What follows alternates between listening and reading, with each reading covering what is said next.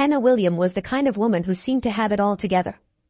At 38, she had built a successful career as a real estate agent, becoming one of the top sellers in her region. Her clients admired her not only for her professional acumen but also for her warmth and dedication. Hannah had a natural ability to make people feel comfortable and valued, a skill that served her well both in her job and in her personal life. Born and raised in the small town of Brooksville, Hannah was a familiar face to many. She had grown up in a modest home, the daughter of a school teacher and a mechanic. Her upbringing instilled in her a strong work ethic and a deep sense of community. She was known to participate in local events, volunteer at the community center, and support various charitable causes. Despite her professional success, Hannah's personal life had been a roller coaster. She married young, to her high school sweetheart, Michael Evans. Together they had a daughter, Amelia. However, the marriage ended in a bitter divorce when Amelia was just 5 years old. The split left Hannah determined to provide a stable and loving environment for her daughter.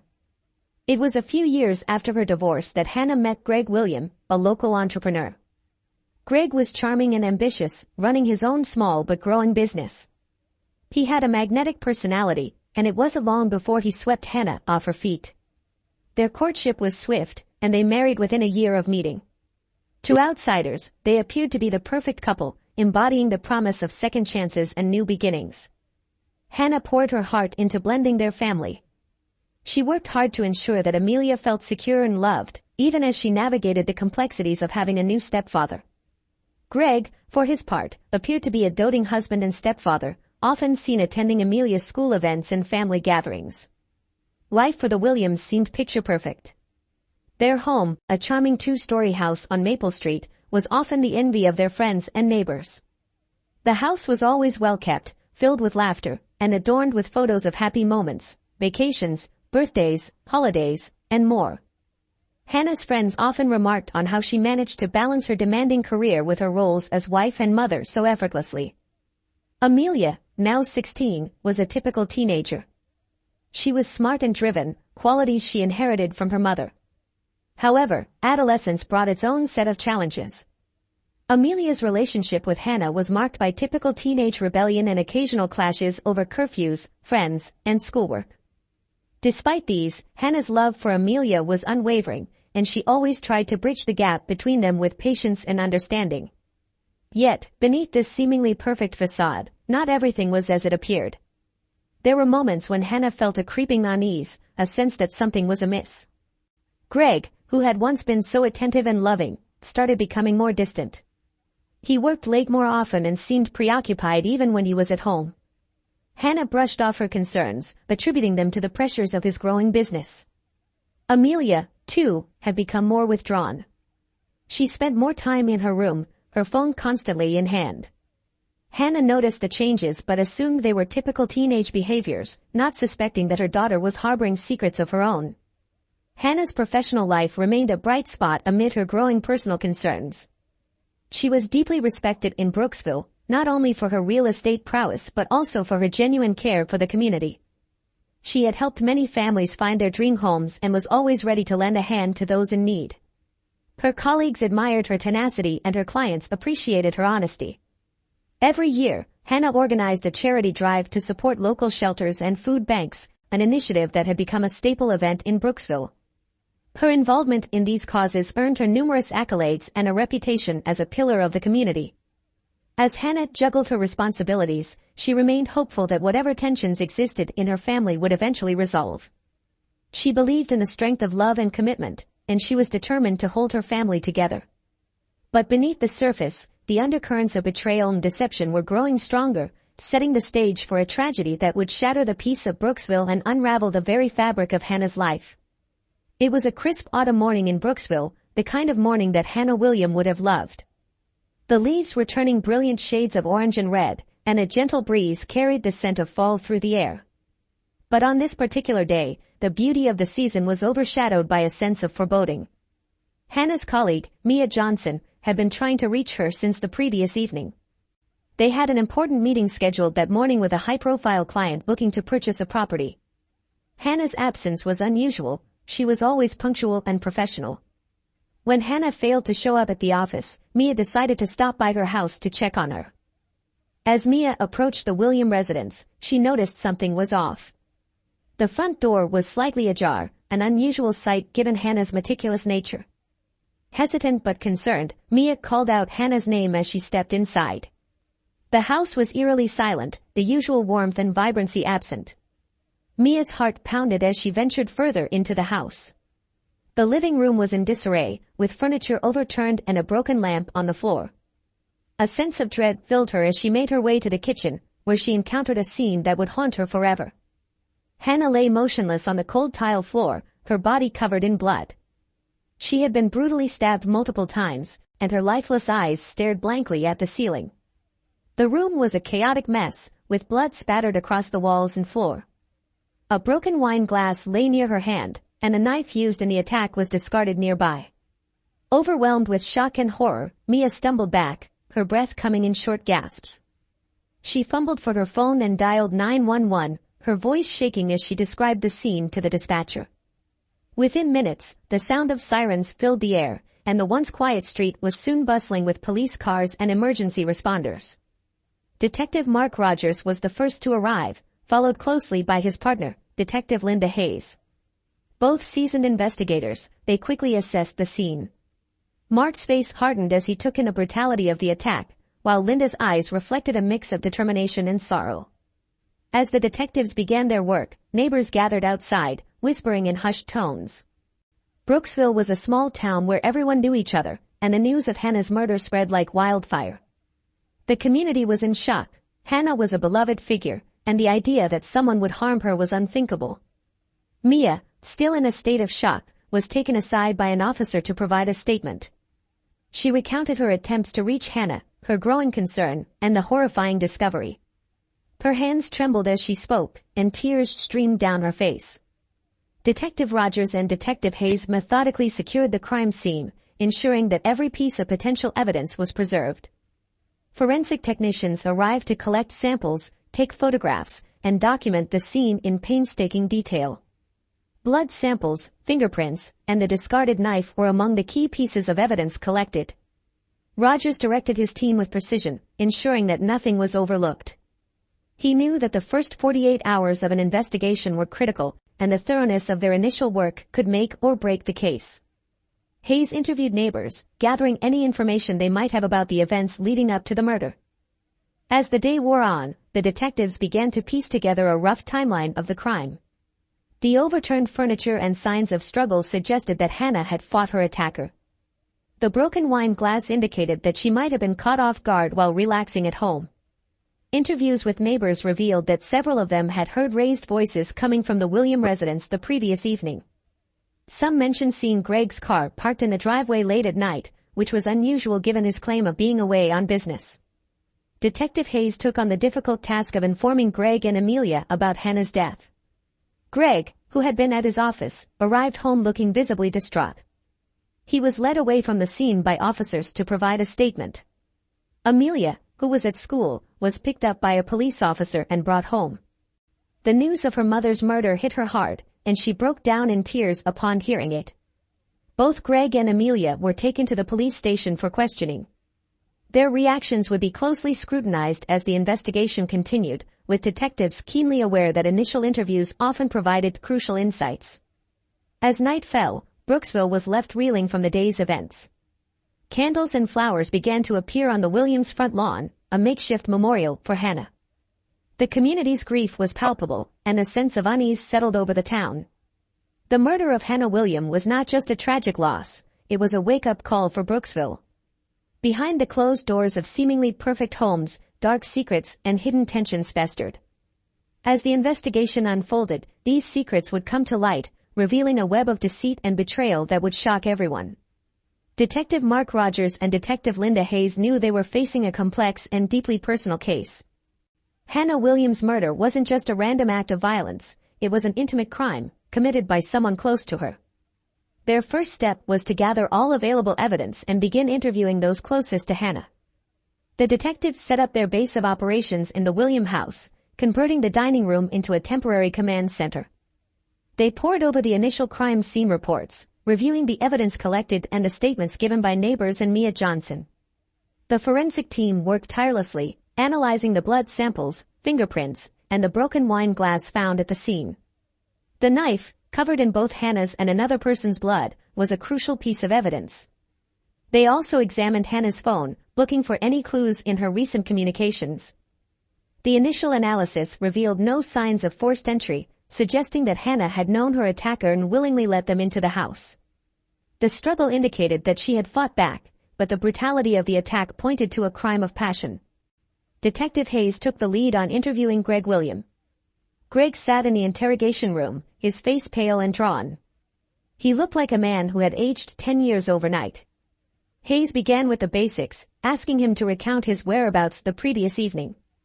Greg claimed he had been at a business meeting in a neighboring town and had returned home late. He insisted he found the house empty and went straight to bed, assuming Hannah was working late or out with friends.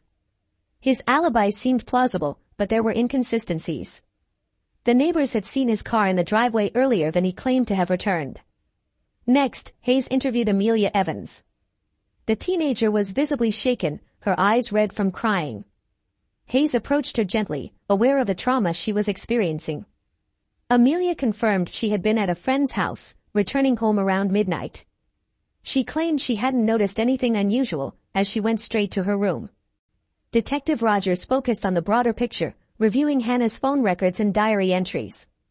The phone records showed numerous late-night calls and text messages between Greg and Amelia, raising suspicions about the nature of their relationship.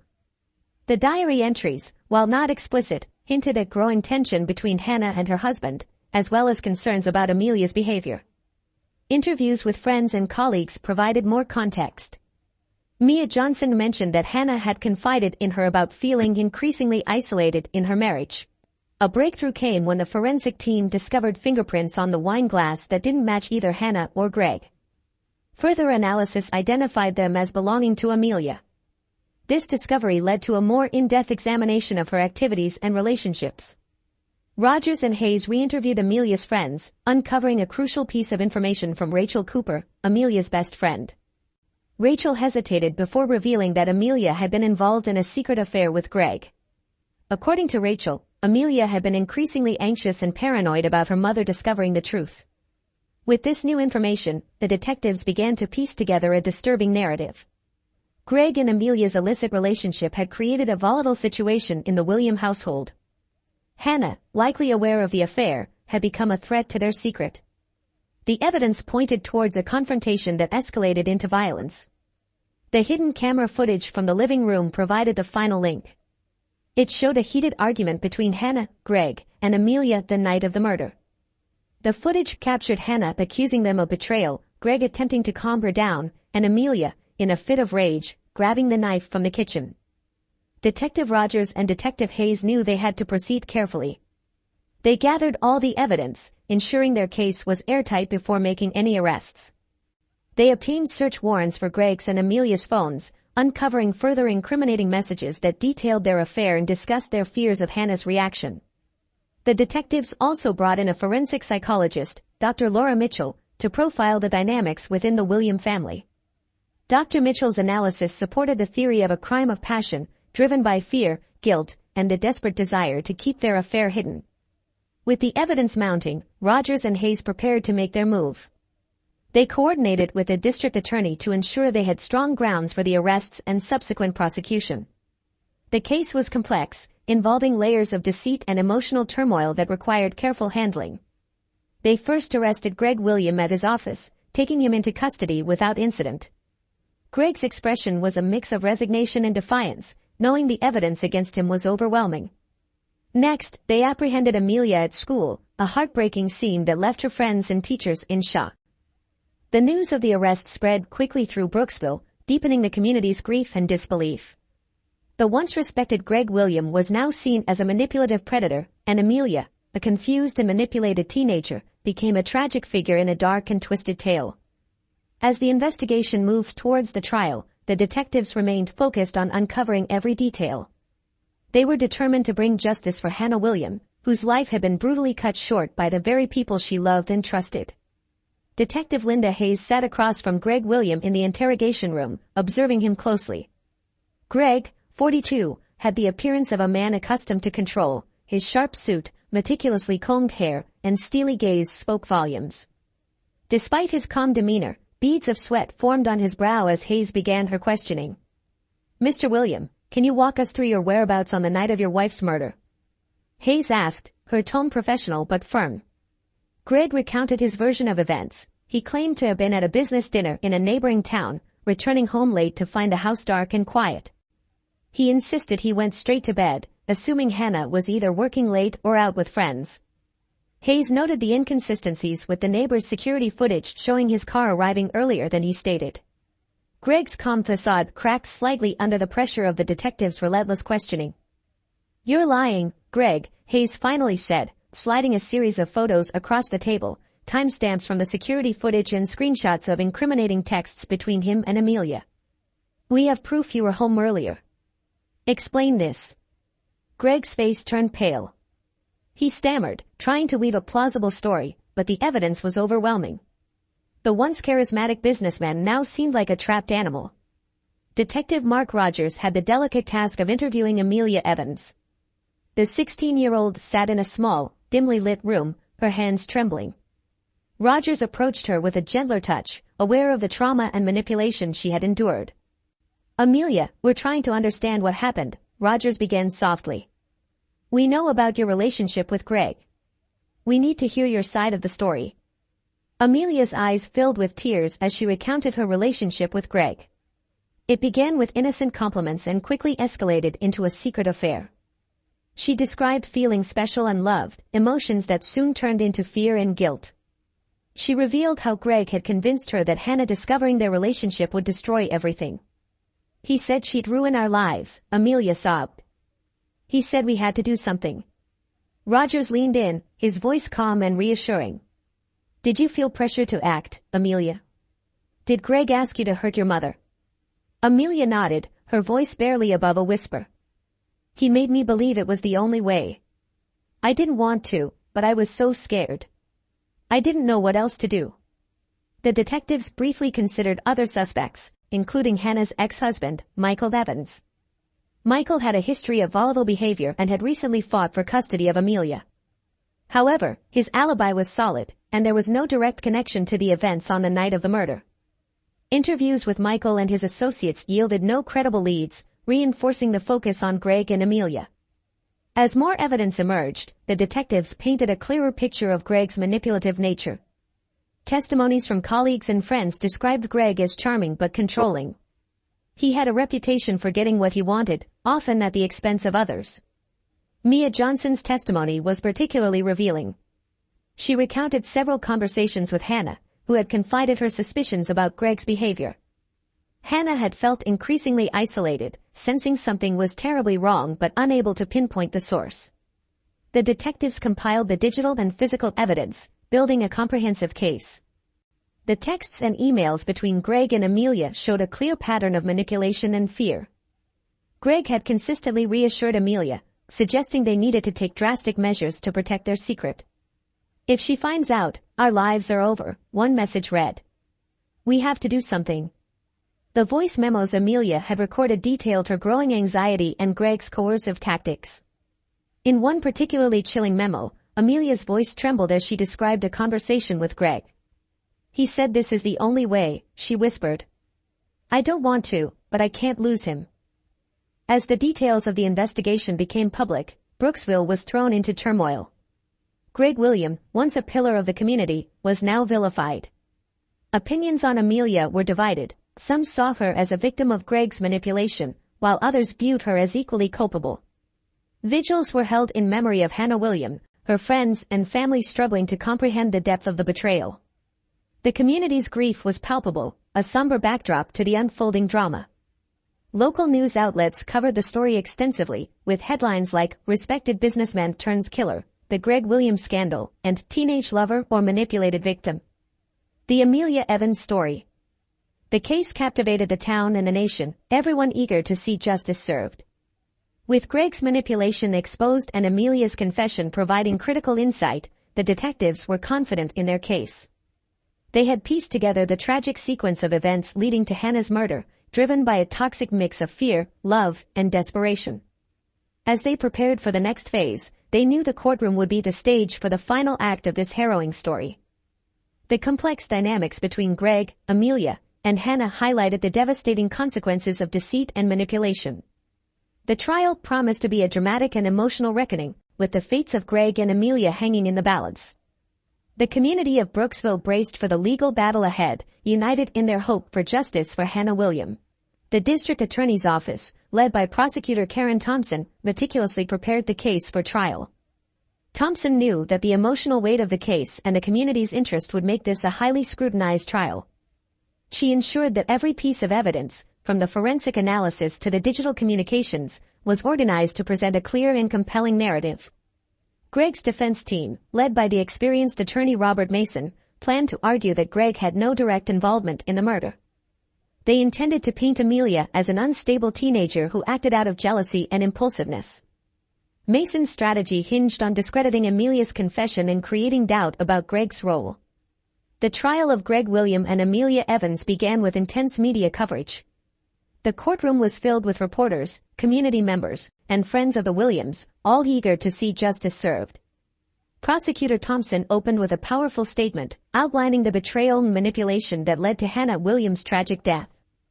Amelia's defense team, appointed by the state, focused on her vulnerability and Greg's influence over her. They aimed to show that while Amelia was involved, she was not the mastermind behind the crime. Her lawyer, Emily Foster, highlighted Amelia's emotional turmoil and the pressure she faced from Greg. Thompson methodically presented the evidence. The jury saw the recovered digital messages, listened to Amelia's voice memos, and watched the hidden camera footage showing the confrontation between Hannah, Greg, and Amelia. Forensic experts testified about the blood evidence and the timeline, corroborating the sequence of events leading to the murder. A pivotal moment came when Mia Johnson took the stand, recounting her discovery of Hannah's body and her close relationship with the victim.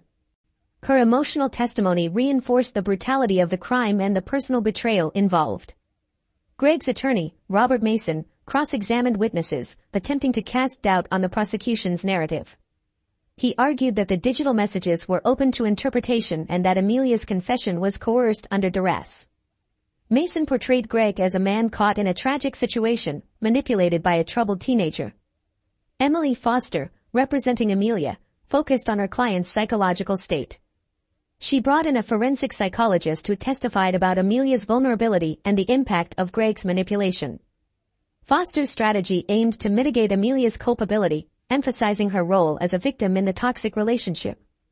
In closing arguments, Prosecutor Thompson reminded the jury of the overwhelming evidence against Greg and the clear motive driven by the illicit affair.